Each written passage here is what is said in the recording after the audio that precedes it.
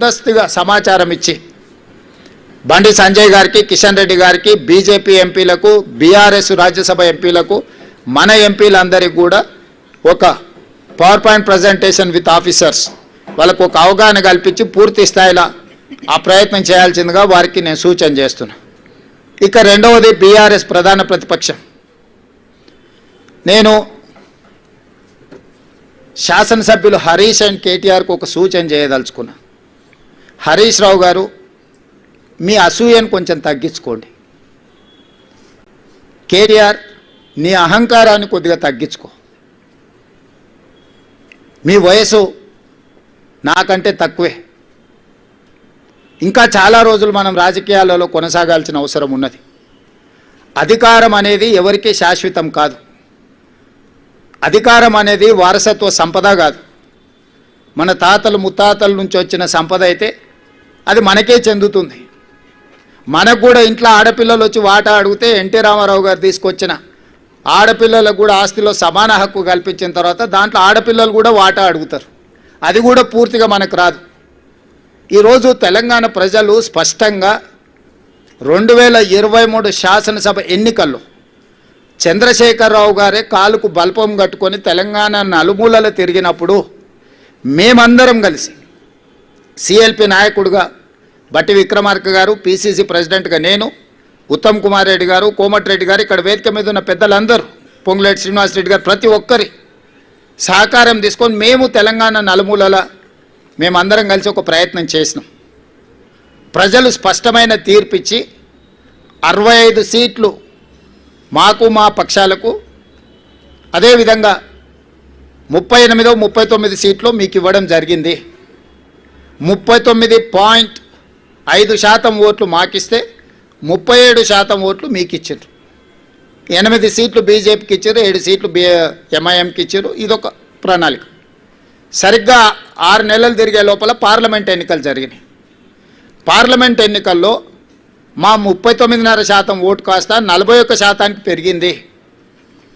8 parliament సీట్లు మాకు ఇచ్చిండ్రు. 35% ఓట్లతోటి 8 పార్లమెంట్ సీట్లు బీజేపీకి ఇచ్చారు, 1 సీటు ఎంఐఎంకి ఇచ్చారు. అంటే అసెంబ్లీ నుంచి పార్లమెంటు ఎన్నికలు వచ్చినప్పుడు మాకు ఆ రోజు 65 అసెంబ్లీ సీట్లలో మెజారిటీ ఇచ్చారు. 8 పార్లమెంట్లు గెలిచిన స్పష్టంగా 65 అసెంబ్లీ సీట్లలో కాంగ్రెస్ పార్టీకి అబ్సల్యూట్ మెజారిటీ వచ్చింది. అంతకుముందు మా సింబల్ మీద గెలిచింది 64, అలయన్స్తో గెలిచింది 1 సీటు. కానీ మా సింబల్ మీదనే 119 అసెంబ్లీలలోనే మెజారిటీ లెక్కేస్తే 65 సీట్లలో అబ్సల్యూట్ మెజారిటీ పార్లమెంట్ ఎన్నికల్లో కాంగ్రెస్ పార్టీకి ఇచ్చిండ్రు. రెండో లిట్మస్ టెస్టు 6 నెలల్లోనే తెలంగాణ రాష్ట్ర స్థాయిలో ఎన్నికలు జరిగి 1.5% ఓట్లు పెరగడమే కాకుండా 1 సీటు కూడా పెరిగింది.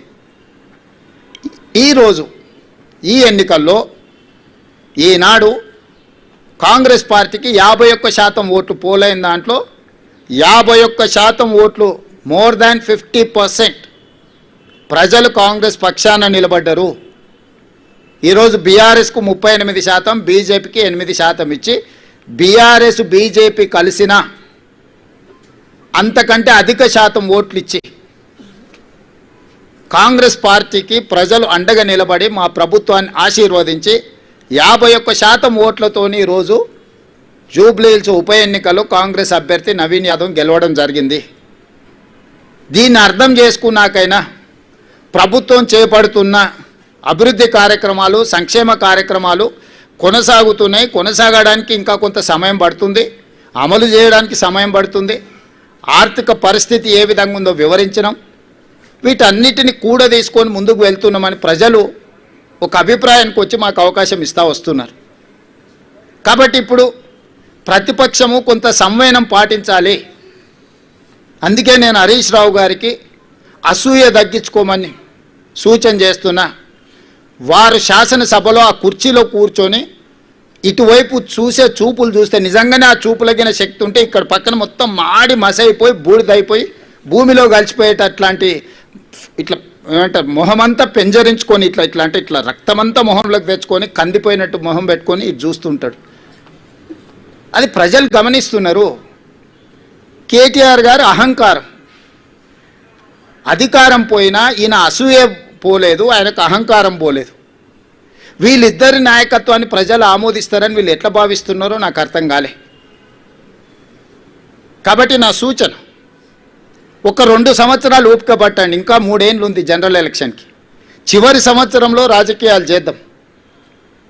2 సంవత్సరాలు సహకరించండి, ప్రతిపక్షంగా మీరు సూచన చేయండి, సమస్యల్ని లేవనెత్తండి, ప్రభుత్వానికి విజ్ఞప్తి చేయండి, అవసరం అనుకుంటే నిరసన తెలపండి, ధర్నా చేయండి. ప్రజా సమస్యల మీద మాకు అభ్యంతరం లేదు, మేము అనుమతులు ఇస్తున్నాము.